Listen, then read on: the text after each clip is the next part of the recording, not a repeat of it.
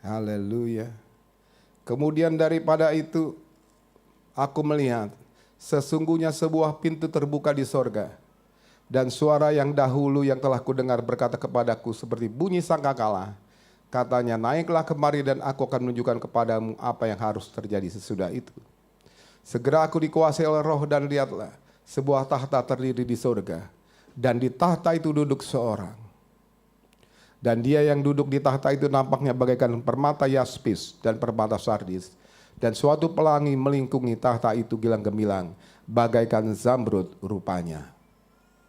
Dan sekeliling tahta itu ada 24 tahta, dan di tahta-tahta itu duduk 24 tua-tua yang memakai pakaian putih dan mahkota emas di kepala mereka. Dan dari tahta itu keluar kilat dan bunyi guru yang menderu, dan 7 obor menyala-nyala di hadapan tahta itu. Itulah ketujuh roh Allah. Sampai di situ aja.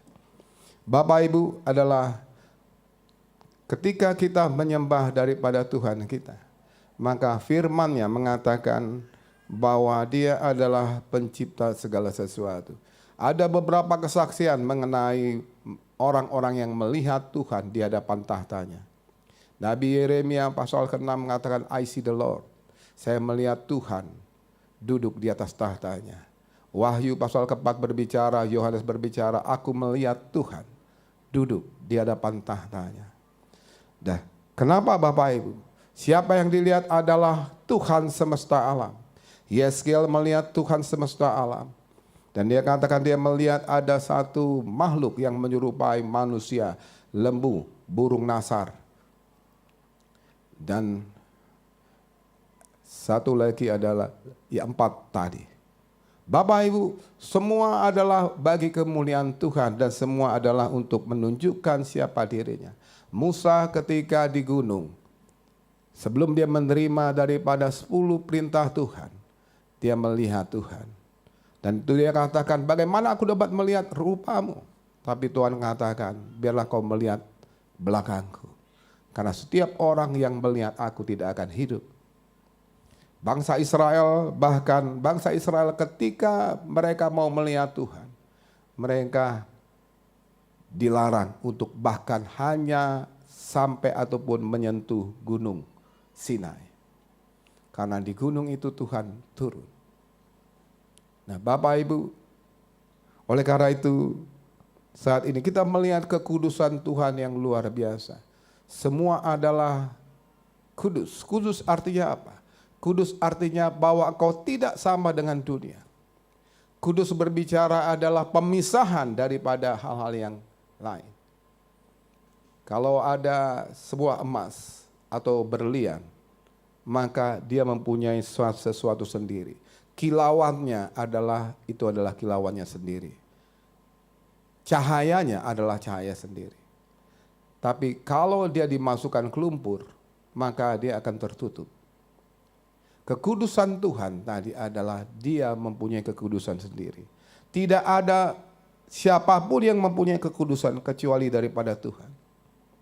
Oleh karena itu Bapak, kau tidak bisa masuk dalam kekudusan tanpa Tuhan. Kau tidak bisa mengatakan bahwa saya kudus.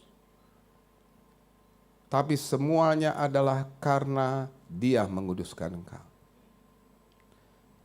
Ketika kita mau menyembah Tuhan, bagaimana kita menyembah Tuhan? Tidak ada sesuatu yang bisa masuk dalam hadirat Tuhan tanpa Dia menguduskannya. Oleh karena itu, Bapa di surga mengirimkan Yesua, dirinya sendiri ke dalam dunia. Untuk apa? Untuk menguduskan daripada kita. Kita tidak kudus, tapi dikuduskan oleh kematiannya. Kita penuh dosa tadi, seperti tadi. Satu berlian yang jatuh, suatu batu permata yang jatuh ke dalam lumpur. Dia membersihkan, supaya menjadi kudus di hadapannya. Oleh karena itu kekudusan bukan karena kebenaran manusia. Kekudusan hanyalah karena kasih setia Tuhan, karena kebenaran, karena kebaikannya. Dia menguduskan kita semua. Itu sebabnya gereja tidak dapat kudus melalui usahanya sendiri. Gereja tidak bisa menjadi menyembah masuk dalam tahta kalau usahanya sendiri. Tapi gereja bisa masuk dalam rencana Tuhan. Bisa masuk di dalam kekudusan Tuhan. Melalui apa? Melalui pengudusan Tuhan. Ketika kau dikuduskan, kau menjadi manusia baru. Firman yang mengatakan bahwa yang lama sudah berlalu, yang baru sudah datang. Karena yang baru adalah satu pengudusan daripada Tuhan. Dia menjadi sesuatu yang baru berbicara seperti permata yang sudah dicuci, maka dia menjadi berkilau-kilauan di hadapan manusia dan di hadapan Tuhan.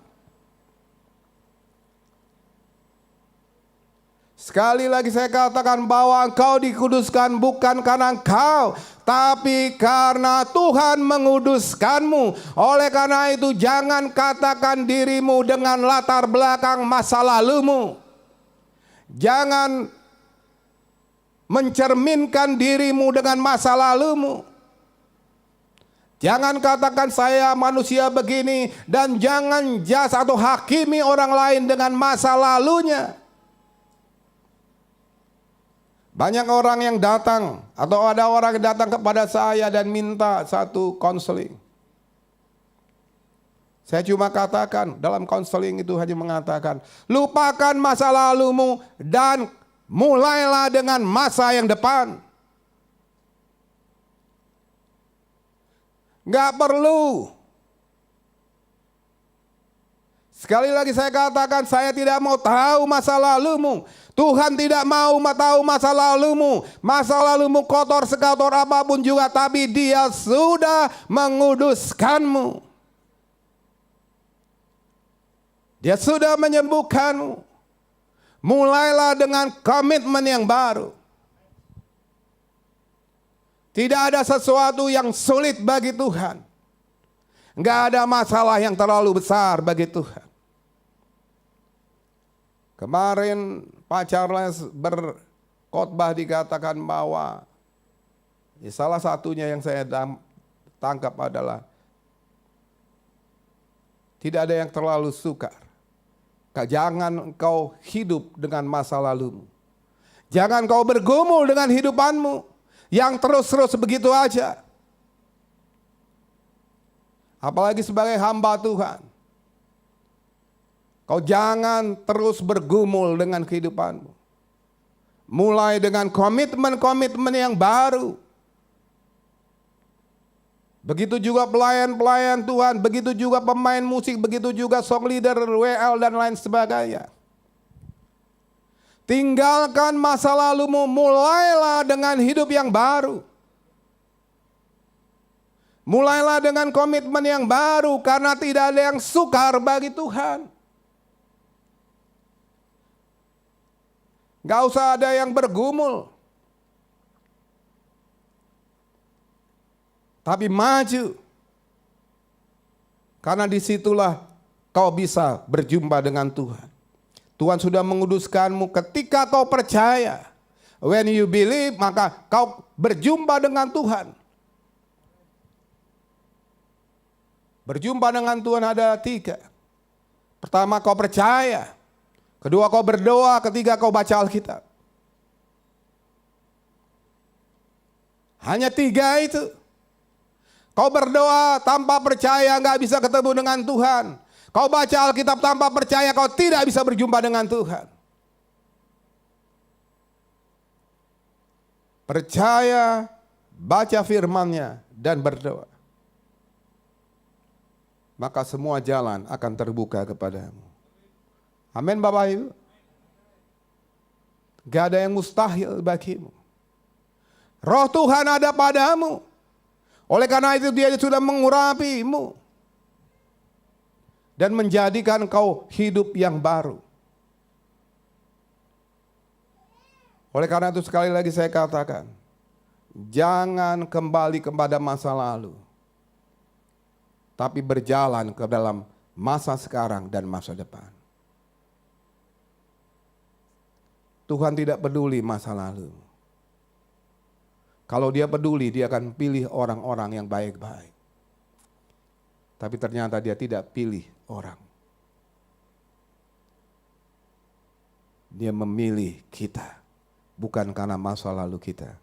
Dia memilih kita karena kasih setianya. Bapak Ibu, oleh karena itu tadi, ketika kau menyembah Dia, siapa Dia? Dia adalah Tuhan pencipta segala sesuatu. Beberapa orang berpikir bahwa ke gereja hanyalah suatu ibadah untuk beribadah kepada Tuhan yang kecil. Dia percaya bahwa di gereja adalah hanya sekedar bahwa dia datang ke gereja hanya sekedar rutinitas. Dia datang ke gereja hanya sekedar bahwa saya untung kalau di gereja dan lain sebagainya. Ataupun hanya untuk membuktikan bahwa dia orang Kristen. Salah. Kau berjumpa dengan pencipta segala sesuatu. Wahyu pasal 4 tadi saya mengatakan begitu dahsyat Tuhan kita. Begitu ajaib Tuhan kita.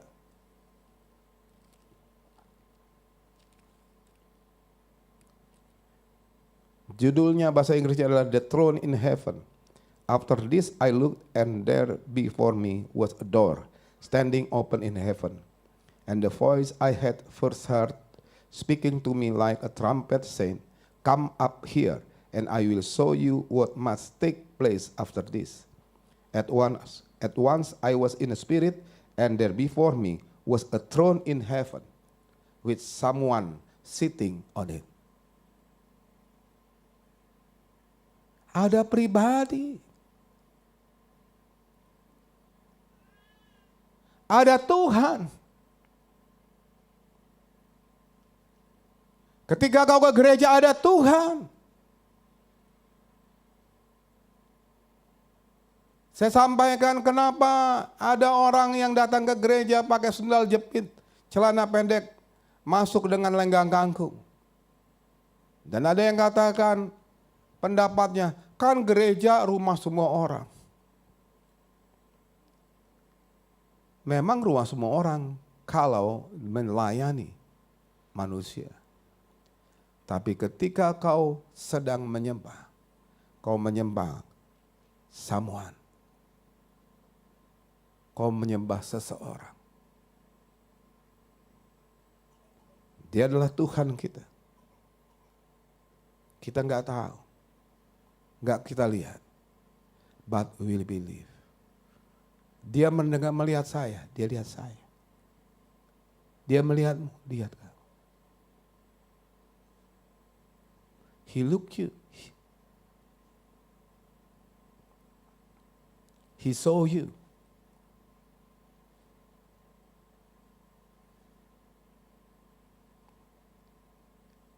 Dia ada bersama dengan kita. Ketika ada bersama dengan kita tadi, kekudusannya melingkupi kita. Dia menguduskan kita. Daging tidak dapat menerima kekudusan Tuhan. Alkitab katakan ketika Yesua berjumpa dengan orang-orang Yahudi, murid-muridnya,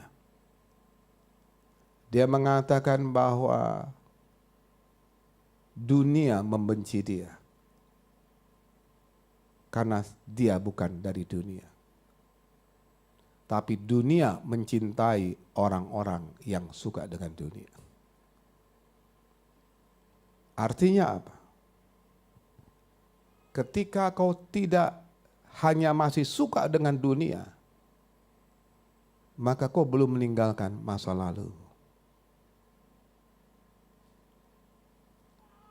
Ketika kau masih suka dengan tipu-tipuan, kau bukan orang masa depan. Ketika kau masih suka belum jujur dan lain sebagainya, suka dengan malas gereja dan lain sebagainya, maka kau bukan orang yang masa depan. Oleh karena itu, di dalam gereja kita, saya sampaikan, kalau kau datang ke gereja, datang before time. Kenapa? Karena itulah tandanya kau mengasihi dan siap untuk berjumpa dengan Dia. Amin Bapak Ibu.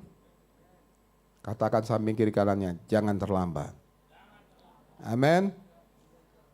Karena tadi, dan dia yang duduk di tahta itu, dia. Kalau baca Alkitab, selalu ketika perkataan aku dia bulatin. Jangan semuanya mau ketika aku berjanji, yes, yes, yes. Yang di stabilo itu semua janji. Semua, saya dulu juga begitu. Tapi setiap ada perkataan aku, bulatin. Setiap ada perkataan dia, bulatkan. Sehingga kau tahu, dia sedang berbicara kepadaku.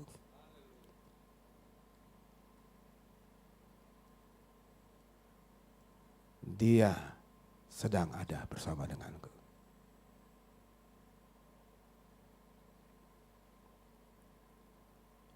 Buku ini berbicara tentang dia. Setelah itu baru tentang saya. Jangan dibalik, buku ini berbicara tentang saya.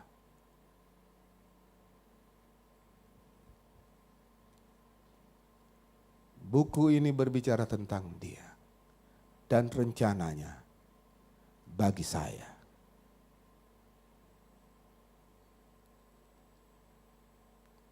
Amin Bapak Ibu. Ketika dia berbicara dengan saya, tadi dia menguduskan kita, menjadikan sesuatu yang baru. Setelah untuk apa? Bagi rencananya. Makanya ada lagu kita, engkau telah memanggilku untuk melakukan rencanamu. Engkau sudah memilihku Tuhan, melakukan tadi rencanamu. Rencana yang apa? Rencana yang besar dan dahsyat. Karena Tuhan memakaimu untuk rencana yang besar dan dahsyat.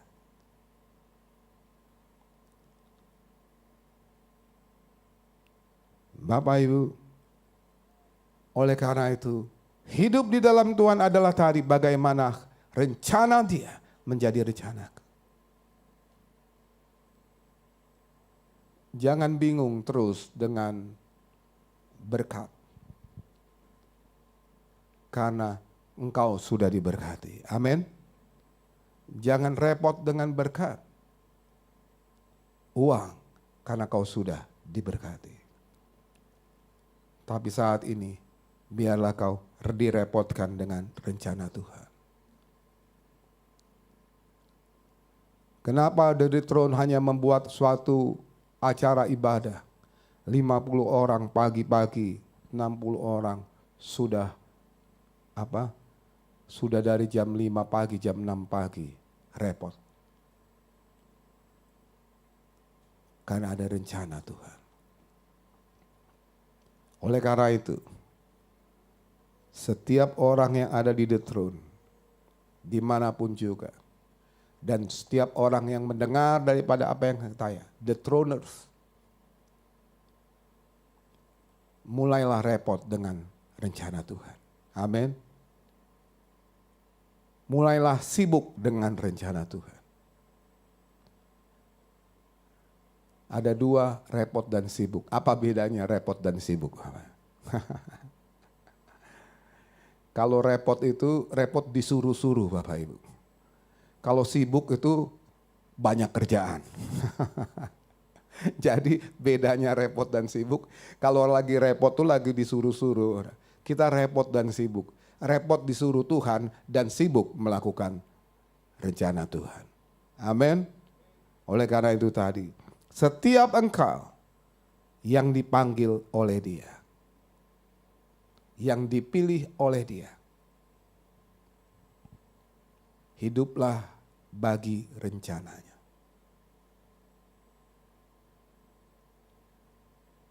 Jangan hanya mau enak-enak. Karena tadi, ketika kau masuk dalam rencananya, maka akan terjadi suatu kuasa yang besar. Kisah 1 ayat 8 berbicara, aku akan berikan kau kuasa kalau Roh Kudus turun ke atasmu.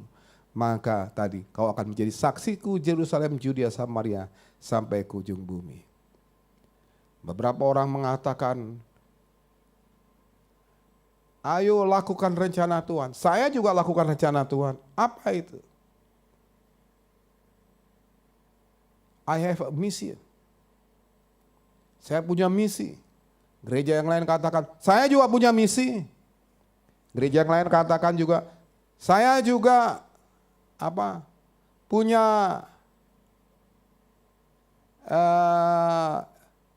ini sendiri, ya, punya kepribadian sendiri atau keunikan sendiri. Memang semua punya keunikan sendiri, punya misi sendiri. Tapi jangan lupa, yang kita baca adalah mengenai Dia. Dan Tuhan katakan bahwa kau harus pertama menyembah Dia dalam roh dan kebenaran. Bukan hanya menjadikan orang mengenal Yesus, Yesua, Juru Selamat. Banyak orang mengatakan bahwa, oh saya juga melakukan misi, penginjilan kemana-mana. Setelah itu banyak orang mengatakan, oh saya kecewa dengan Bapak Pendetanya. Ternyata Bapak Pendetanya walaupun penginjilan kemana-mana sama aja. Saya kecewa dengan dia. Dan pendetanya mengatakan, saya kecewa dengan tadi jemaat. Karena mereka orangnya adalah ngomongin pendeta aja. Berkelahi Bapak Ibu. Mana yang benar? Salah semuanya. Di The Throne kau nggak perlu mengkritik saya. Karena kau sudah tahu rencana Tuhan.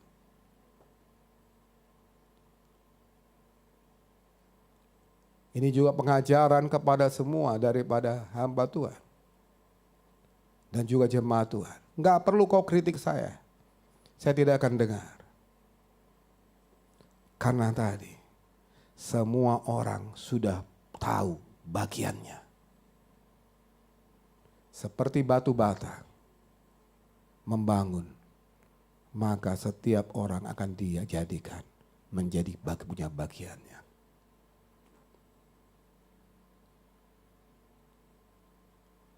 Kalau kau mau hidup di hadapan Tuhan, maka kau akan tahu, punya kerinduan untuk memberikan segala sesuatu bagi Tuhan. Beberapa mungkin mengatakan, wah aturannya begini, aturannya begini. Saya udah lihat Bapak Ibu. Kalau orang mengkritik, hanyalah orang-orang bodoh yang memang dia sendiri harus dikritik. Saya melihat bagaimana orang-orang yang bisa tahu rencana Tuhan bekerja, dia pasti bekerja. Pak Purba nggak usah disuruh untuk bangun pagi, bertemu klien, ngerjakan proyek, Bapak Ibu. Karena dia sudah pasti tahu, dia akan lakukan. Amin. Saya nggak perlu kritik dia, harusnya begini, dia udah tahu bagaimana ngelas. Dan dia lakukan bagi kemuliaan Tuhan. Saya nggak perlu mengkritik Pak Yon untuk jualan motor. Dia sudah lakukan sendiri jualan motor.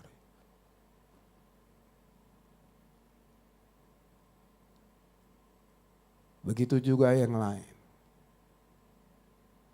Karena pekerjaan Tuhan bukan hanya di gereja.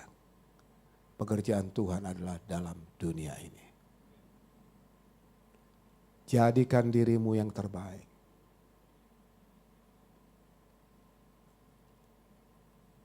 Begitu juga The Throne. Kalau kita bermain musik, berikan yang terbaik bagi Tuhan. Bukan mengkritik temannya, tapi berikan yang terbaik. Orang yang bekerja sama, dia akan melakukan yang terbaik. Begitu juga jemaat-jemaat. Engkau datang ke dalam gereja bukan untuk mengkritik, tapi kau datang ke gereja untuk melakukan rencana Tuhan. Dia ada, dia penciptamu. Kalau kau tidak sampai ke sini, makanya saya mau sampaikan, terlalu banyak gereja punya jemaat kebanyakan. Nggak punya pekerja. Di The Throne, saya hanya mau jemaatnya sedikit, semua pekerja. Kalau perlu nggak ada jemaat, semua pekerja.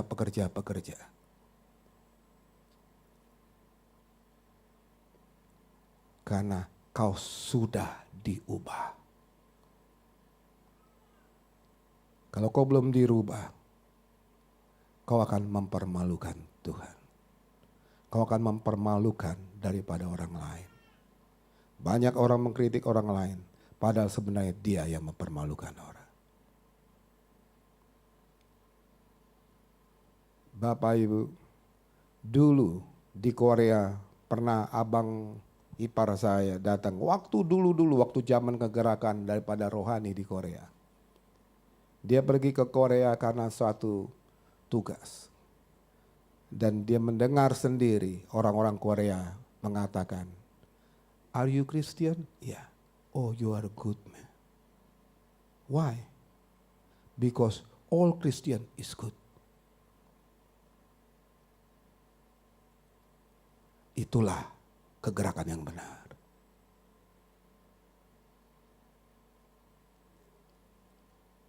Engkau The Throne? Iya. "Oh, you are good." "Why?" "Because all the throners is good." Amin. Berikan tepuk tangan Bapak Ibu.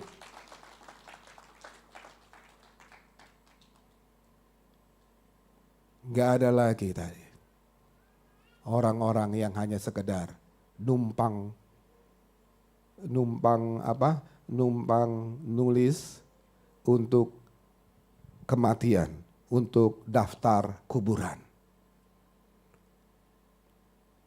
Karena di Bali ini banyak jemaat yang numpang untuk dapat kuburan. Walaupun dia belum mati, udah numpang aja Bapak Ibu. Karena datang ke gereja hanya untuk mendaftar daripada namanya ke gereja supaya punya kuburan kalau dia mati. Saya percaya di The Throne, semua The Throners dimanapun juga, bukan itu tujuanmu. Tujuanmu adalah ingin melakukan rencana Tuhan. Dan yang terakhir Bapak Ibu, dia yang duduk di tahta itu tampaknya bagaimana permata yaspis dan permata sardis. Dan suatu pelangi melingkungi tahta itu kilang gemilang bagaikan zamrud rupanya. Dan sekeliling tahta itu ada 24 tahta.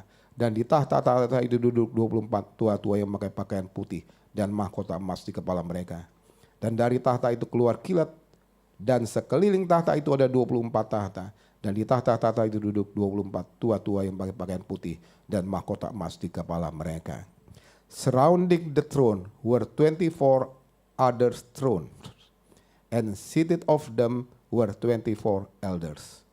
They were dressed in white and had crowns of gold on their heads.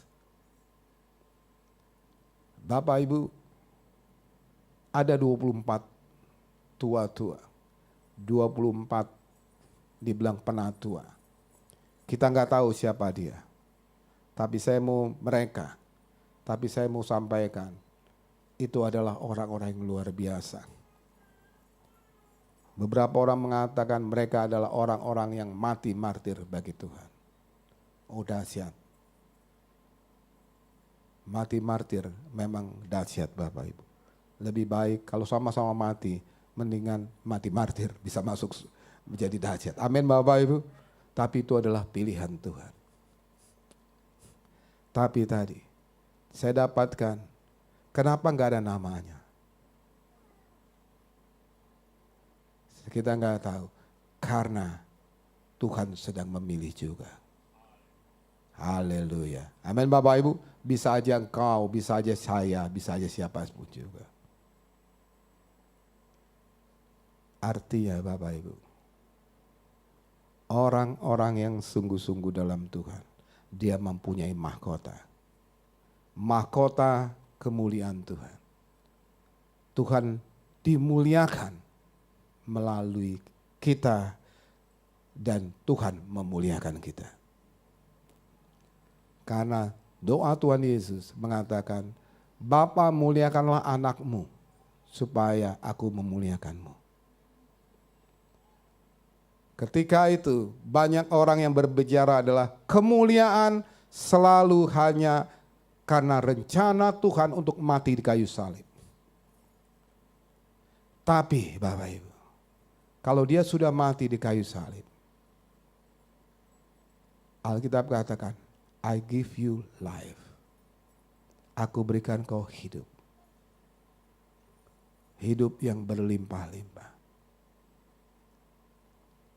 Saya percaya, bukan hanya mahkota itu untuk kita mati, tapi mahkota itu untuk kita hidup. Amin Bapak Ibu. Dimuliakan bukan hanya karena kematian, tapi karena kau hidup untuk Dia.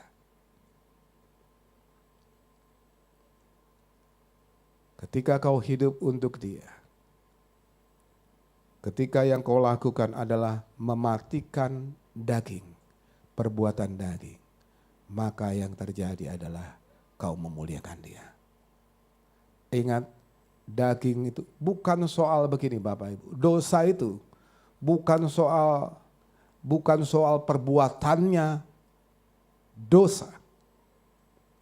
Tapi adalah tadi karena dosa itu dari dunia.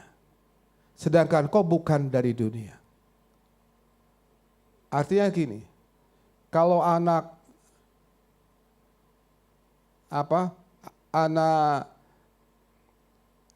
contohnya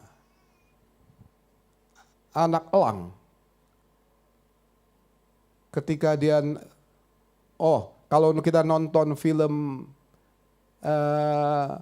Lion King, itu maka ketika masih kecil, dia bertumbuh dengan binatang lain, singanya, Lion King-nya. Karena film kartun bisa dibuat mereka main-main. Tapi semakin besar, masih remaja aja ketika singanya pukul begini, yang teman mainnya sudah terpelanting. Kenapa? Karena dia singa, yang lain bukan singa. Jadi dosa juga bukan begitu Bapak Ibu. Kalau kau suka dosa, padahal kau adalah tadi sudah orang yang dikuduskan, berarti aneh.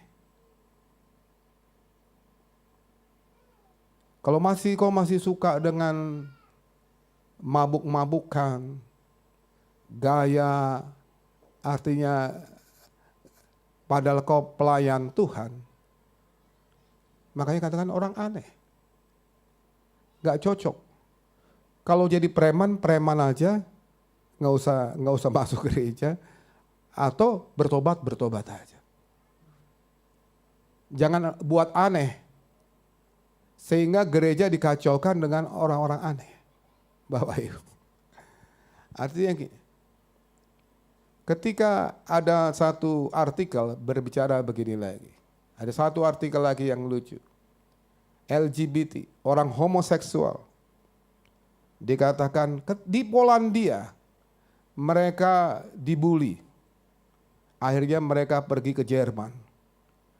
Terus dia katakan, wah di sini sorga.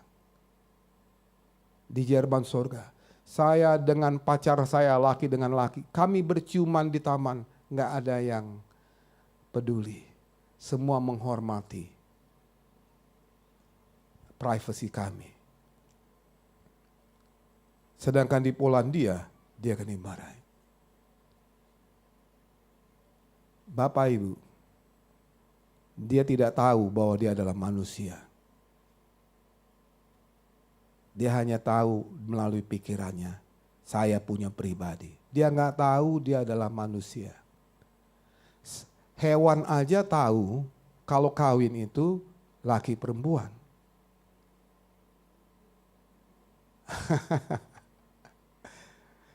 Maaf Bapak Ibu, hewan aja tahu adalah laki dengan perempuan. Baru memproduksi daripada anak-anak. Dia nggak tahu dia manusia. Hanya kepentingannya. Artinya tadi, dia salahkan orang lain karena tadi cara berpikir yang salah. Begitulah orang-orang Kristen yang tinggal di luar. Dia nggak tahu bahwa Yesus sudah menyembuhkan dia. Dia nggak tahu Yesus sudah mati bagi dia. Yang bagi dia yang penting adalah diri saya. Makanya ada orang-orang yang gampang meninggalkan Yesus sebagai Tuhannya. Karena dia tidak tahu apa yang diberikan Yesus baginya. Yesus baginya. Sekarang saya mau ingatkan kita. Dia sudah mati bagi. Dia memberikan kau kesembuhan. Tadi, how great is your love toward me. Saya diingatkan, bahkan dia sudah menyelamatkan saya. Ketika kita sakit, dia sembuhkan kita semua. Amin Bapak Ibu. Banyak sekali yang sakit, tapi semua disembuhkan. Dia sungguh mengasihi kita. Oleh karena itu, jangan biasa-biasa. Bahkan dia menjanjikan, setelah ini adalah Yerusalem yang baru. Yerusalem yang baru adalah di mana orang-orang kudusnya, bukan orang percayanya, orang kudus tinggal bersama-sama dan di tengah-tengahnya ada Tuhan. Makanya dalam Yerusalem baru dikatakan tidak ada lagi bait Allah, gak ada lagi gereja. Bangunan tapi yang ada adalah Tuhan sendiri yang ada di tengah-tengah daripada tadi. Dan gak perlu ada lagi matahari, tapi yang perlu adalah karena cahayanya sudah menyinari daripada orang-orang kudusnya. Inilah the throne. Inilah Yerusalem baru. Gak perlu ada lagi orang mengatakan, oh doakan saya. Karena Tuhan sudah ada di situ. Berkali-kali saya katakan saya tidak tumpang tangan kepada orang sakit. Orang sakit sembuh sendiri.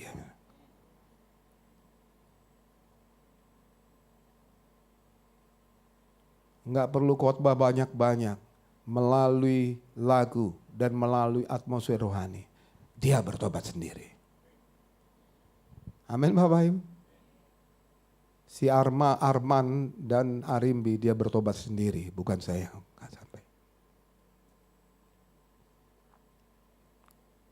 Karena apa? Karena ada Tuhan di situ. Oleh karena itu, jadikan gerejamu Yerusalem yang baru. Jadikan keluargamu Yerusalem yang baru.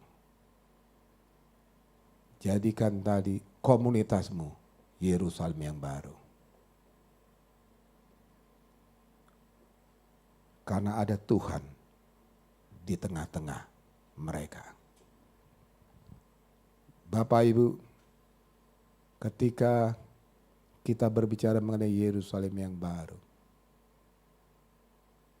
banyak daripada gereja yang berbicara mengenai bagaimana membangun gereja yang besar. Tapi kita berbicara mengenai bagaimana membangun komunitas yang besar. Komunitas yang kudus. Komunitas yang benar. Sehingga Tuhan ada di tengah-tengah kita. Amin Bapak Ibu. Kau sedang dibangun untuk menjadi komunitas yang benar di hadapan Tuhan. Sehingga tadi kita bukan sedang membangun gereja secara bangunan. tapi kita sedang membangun komunitas yang kudus. Aku percaya kepada orang-orang kudus dan satu perkumpulan yang kudus, dan itulah gereja. Orang-orang kudus dulu baru disebut gereja. Tapi bukan gereja, tapi tidak ada orang kudus. Di Eropa banyak gereja, nggak ada orang kudusnya. Sehingga cuma berapa orang aja. Tapi ini waktunya gereja menjadi terdiri dari orang-orang kudus. Orang-orang kudus yang bersama-sama dalam suatu daerah, satu lingkungan, satu kota bernama Yerusalem yang baru. Dan biarlah Yerusalem baru turun dari surga dan dia hadir di tengah-tengah umatnya. Maka tadi tidak perlu lagi ada orang yang diajar. Semua orang sudah mengerti rencana Tuhan. Amin. Engkau gak perlu lagi diajar-ajar. Engkau gak perlu lagi mengkritik-kritik. Karena semua sudah tahu. Sudah diajar oleh Roh Kudus. Saya percaya The Throne akan sampai ke sana. Saya percaya jemaat-jemaat yang mendaftar di The Throne dan The Throners akan sampai ke sana. Engkau gak perlu daftar terus-terus diajar terus-menerus. Kau gak perlu datang minta-minta doa. Karena Tuhan sudah menjamahmu. Karena Tuhan sudah mengajarmu. Ketika hidupmu benar, kudus di hadapan Tuhan. Ingat, kekudusan hanyalah kalau engkau mau berkomitmen yang baru. Amin. Tinggalkan masa lalumu, masuk dalam masa yang sekarang dan yang akan datang. Komitmen yang baru. Relakan dirimu dibentuk oleh Tuhan. Jangan berontak, karena suatu saat dia pasti akan meninggikanmu. Ketiga, taatlah. Lakukan yang kau percaya. Kalau kau bisa masak, lakukan masak di gereja. Kalau kau bisa suka melayani orang, lakukan pelayanan dengan orang-orang lain. Kalau kau suka memberi, berikan kepada orang-orang lain. Gak perlu diajar. Kau sudah diajar oleh Roh Kudus. Lakukan dengan kerelaan. Bukan karena kemauan, tapi dengan rela. Maka kau akan lihat ketaatanmu, kesetiaanmu akan membawa engkau masuk di dalam kekudusan Tuhan. Kekudusan Tuhan akan membawa hadirat Tuhan. Hadirat Tuhan yang di tengah-tengah komunitas orang percaya menjadikan itu ialah Yerusalem yang baru. Amin Bapak Ibu. Sehingga semua orang akan melihat mengatakan, sungguh, are you Christian? Yes, you are good. Because all the Christian is good. Are you the throne? Yes, you are good. Because all the throners is good. Amen. Hallelujah. God bless you all. Amen. Hallelujah.